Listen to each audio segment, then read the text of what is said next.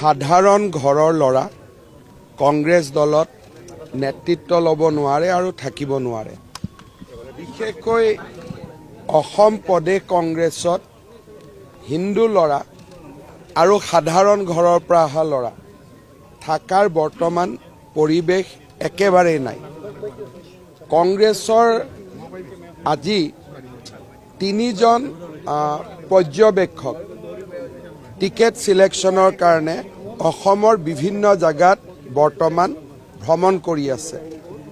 ইমৰান মাছুদ, সপ্তগুৰি উল্কা আৰু এগৰাকী, আৰু 3জনৰ লগতে তেওঁলোকে কাক কাক দিছে। এজনৰ লগত দিছে ৰেকিবুদ্দিন আহমেদ, এজনৰ লগত দিছে আব্দুল ৰহিম, আৰু এজনৰ লগত দিছে আমাৰ লাহৰীঘাটৰ বিধায়ক আসিফ নজৰ। তাৰমানে ডিব্ৰুগড়, তিনিচুকীয়া, শিৱসাগৰ, যোৰহাট, লখিমপুৰ, তেজপুৰতো টিকেট নিৰ্বাচনৰ কাৰণে যোন গৈছে তেওঁৰ লগত কোন গৈছে? কংগ্ৰেছৰ 3জন সংখ্যালঘু বিধায়ক। দিগন্ত বৰ্মন আছিলে, নন্দিতা দাস আছিলে। আজি কংগ্ৰেছ দলত এক প্ৰকাৰ হিন্দু সমাজৰ স্থান সম্পূৰ্ণৰূপে নোহোৱা হৈছে। কেইদিনমান আগতে প্ৰদেশ কংগ্ৰেছৰ সভাপতি গৌৰৱ গগৈ মাজুলীত গৈছিলে। তেওঁ লগত কাক লৈ গৈছিলে? ৰকিবুল হুছেইন। অৰ্থাৎ কংগ্ৰেছ দলত হিন্দু মানুহ আৰু অলপমান যাৰ ব্যক্তিত্ব আছে, অলপমান যোনে নিজৰ ধৰ্মটোক এতিয়াও মৰম কৰে, সন্মান কৰে, তেওঁলোক কংগ্ৰেছ দলৰ ভিতৰ চৰাত থাকিব নোৱাৰে। আজি আপোনালোকে চাওক, কংগ্ৰেছ দলৰ সভাপতিজনৰ দেউতাকো প্ৰাক্তন মুখ্যমন্ত্ৰী, বিৰোধী দলপতিৰ দেউতাকো প্ৰাক্তন মুখ্যমন্ত্ৰী। ভূপেন বৰাৰ দেউতাক কি আছিলে? অৰ্থাৎ সাধাৰণ লোক কংগ্ৰেছত বৰ্তমান থাকিব পৰা পৰিৱেশ নাই। হয় দেউতাক মন্ত্ৰী থাকিব লাগিব, মুখ্যমন্ত্ৰী থাকিব লাগিব, নহ'লে আপোনাৰ ধৰ্ম সংখ্যালঘু সম্প্ৰদায়ৰ পৰা হ'ব লাগিব। ভূপেন বৰাৰ ৰেজিগনেশ্যন লৈ মই আচৰিত নহয়। মই আগতেই জানিছিলোঁ যে এটা দিন আহিব ভূপেন বৰাই পদত্যাগ কৰিবই লাগিব।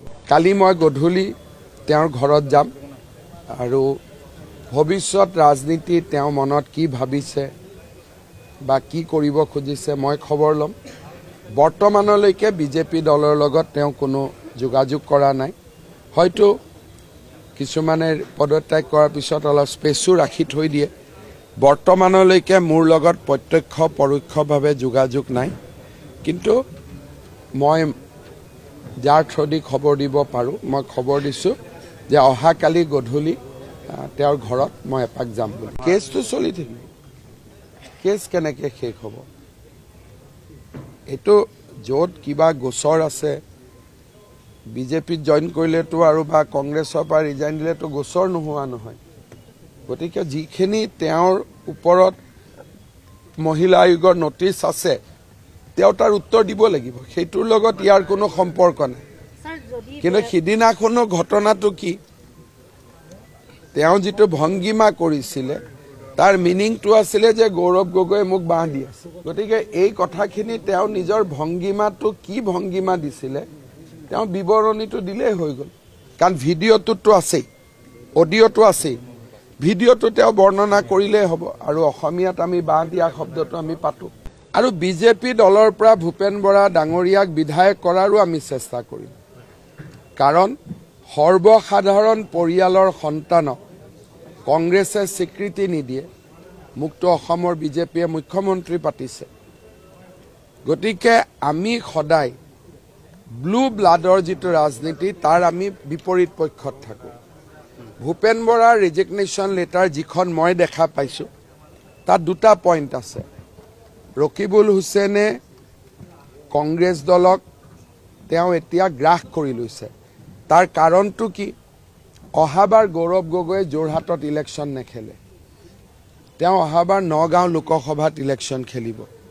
গতিকে ৰকিবুল হুছেইনক লাগিব। সেইকাৰণে যোৱা কেইদিনমানৰ পৰা আপোনালোকে দেখিব যে গৌৰৱ গগৈ গড় হত্যা 13 দিনত হোৱা গুৰুতৰ অভিযোগ থকাৰ পিছতো সত্ৰনগৰী মাজুলীলৈ ৰকিবুল হুছেইনক লৈ গৈছে। 2029 চনৰ লোকসভা ইলেকশ্যনৰ আগতে প্ৰদ্যুৎ বৰদলৈও কংগ্ৰেছ দল ত্যাগ কৰিলে। যেতিয়া মই আপোনালোকক কৈছিলোঁ 26ৰ বিধানসভাৰ আগতে ভূপেন বৰাই দল ত্যাগ কৰিব, মোক বিশ্বাস আপোনালোকে কৰিব টান পাইছিলে। আৰু আজি মই দ্বিতীয় ভৱিষ্যতবাণী কৰিছোঁ, 2029 চনৰ লোকসভা নিৰ্বাচনৰ প্ৰাক মুহূৰ্তত প্ৰদ্যুৎ বৰদলৈও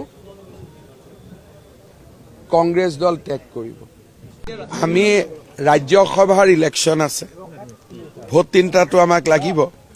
গতিকে আমি আমাৰ লগত যি সম্পৰ্ক আছে, সোণাইৰ বিধায়কে হওক, বসন্ত দাসে হওক, কমলাক্ষ হওক, শশীকান্ত হওক, তেওঁলোকে যদি পদত্যাগ কৰিব বহুদিন আগৰ পৰাই আগ্ৰহ কৰি আছে। আমি কৈছোঁ এতিয়া পদত্যাগ কৰিব নালাগে, ৰাজ্যসভাৰ ইলেকশ্যন আছে, 3টা চিট আছে অসমৰ কাৰণে গুৰুত্বপূৰ্ণ, অলপ অপেক্ষা কৰক। প্ৰদ্যুৎ বৰদলৈ 29ত হ'ব লোকসভা ইলেকশ্যনৰ আগত, দেৱব্ৰত শইকীয়া 27ৰ ইলেকশ্যনৰ পিছত হ'ব। 27ৰ পিছত, 26ৰ পিছত মানে 27ত হ'ব। আৰু প্ৰদ্যুৎ বৰদলৈ 29ৰ আগে আগে হ'ব, কাৰণ প্ৰদ্যুৎ বৰদলৈ ভূপেন বৰাতকৈ বেছি অপমান পাব। আজি মই ভৱিষ্যতবাণী কৰিছোঁ, প্ৰদ্যুৎ বৰদলৈ যিটো অপমান পাব সেইটো কোনেও ভাবিব নোৱাৰা অপমান পাব। তেওঁক আজি আপোনালোকে চাওক, মই আকৌ এবাৰ কৈছোঁ, 3জন পৰ্যবেক্ষক গৈছে, 3জনৰ লগত কাক দিছে? 3জন সংখ্যালঘু বিধায়কক। লোকসভা নিৰ্বাচনৰ নগাঁৱৰ পটভূমি তৈয়াৰ কৰা হৈছে। গৌৰৱ গগৈয়ে ভাবে যে 29ত দিল্লীত কংগ্ৰেছৰ চৰকাৰ আহিব, তেওঁ দিল্লীত মন্ত্ৰী হ'ব, তাৰ পিছত তেওঁ 31ত অসমত ইলেকশ্যন খেলিব। তেওঁৰ 26ৰ ইলেকশ্যনক লৈ তেওঁ কোনো প্লেনিং নাই। তেওঁৰ গোটেই প্লেনিংটো হ'ল 29ৰ ইলেকশ্যন, আৰু যোৰহাটত 29ত তেওঁ জিকিবই নোৱাৰে। সমষ্টিও পৰিৱৰ্তন হ'ব, ডিলিমিটেশ্যন হ'ব, 30% মহিলাৰ চিট হ'ব, যোৰহাটৰ কি ছেভ হয় কোনেও নাজানে। গতিকে তেওঁ নগাঁও মৰিগাঁও জিলাৰ যিটো মুছলিম কনষ্টিটুৱেঞ্চি হ'ব, গৌৰৱ গগৈ তাত MP খেলিব। সেইকাৰণে ৰকিবুল হুছেইনক সন্তুষ্ট কৰিবৰ কাৰণে তেওঁ ল'ৰাকো এবাৰ টিকট দিব, ৰকিবুল হুছেইনকো টিকট দিব। লাহে লাহে পাৰ্টিৰ সৰ্বময় কৰ্তৃত্ব ৰকিবুল হুছেইনৰ ওচৰত যাব। প্ৰদ্যুৎ বৰদলৈ আৰু ৰকিবুল হুছেইনৰ সংঘাত মইতো ক'ব নালাগে। প্ৰদ্যুৎ বৰদলৈ পাৰ্টিত এলাগী হৈ যাব কমপ্লিট, আৰু 29ৰ আগত তেওঁ বিজেপিত যোগদান কৰিব। দেৱব্ৰত শইকীয়া যেতিয়ালৈকে MLA থাকে তেওঁ যোগদান কৰিব নোৱাৰে। আফটাৰ অল দেউতাক মুখ্যমন্ত্ৰী আছিল। এবাৰ হাৰাৰ পিছত তেওঁ যোগদানৰ ৰাস্তাটো প্ৰশস্ত হ'ব। আৰু বাকী সঞ্জু বৰুৱা বা এনেকুৱা যি ভাল ভাল কংগ্ৰেছত চোকা ল'ৰাকেইটা আছে এতিয়াও, চবটো মোৰ লগত যোগাযোগত থাকে, এটা এটাকৈ মাতি আনি। ভূপেন বৰাই 2টা কাৰণত ৰিজাইন দিলে, যিখন মই ৰেজিগনেশ্যন লেটাৰ দেখা পাইছোঁ, মানে মোক কোনোবাই হোৱাটছআপত দিছে। এটা দিছে ৰকিবুল হুছেইনৰ কংগ্ৰেছৰ ভিতৰ চৰাত যিটো তেওঁৰ দপদপনি, আৰু দ্বিতীয়টো গৌৰৱ গগৈয়ে তেওঁৰ পাকিস্তান ভ্ৰমণত ৰাইজে সন্তুষ্ট হোৱাকৈ তেওঁ উত্তৰ দিব নোৱাৰিলে। আৰু এই 2টাটো মোৰো অভিযোগ। মই এটাই কথা কৈছোঁ, সঞ্জু বৰুৱাৰ দেউতাক কোন? দিলীপ বৰুৱা। কংগ্ৰেছ দলৰ, মই পাৰ্টিত জইন কৰাৰ পৰা আগৰ পৰাই কংগ্ৰেছ দলত আছে।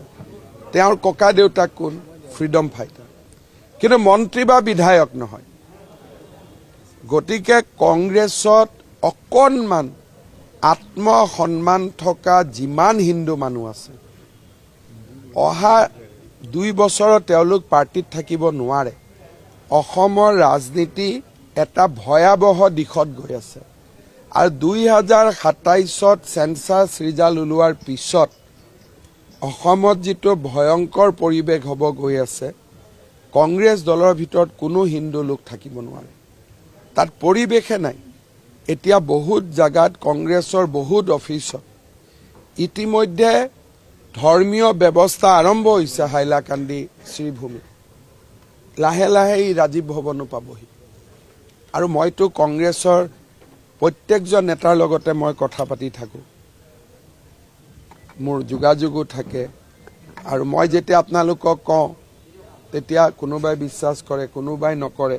কিন্তু কংগ্ৰেছ দলৰ আজি যদি মই গোটেইকেইজন হিন্দু মানুহক কওঁ যে ইয়াত বিজেপিত স্পেচ আছে বুলি, সকলো ৰিজাইন দি দিব।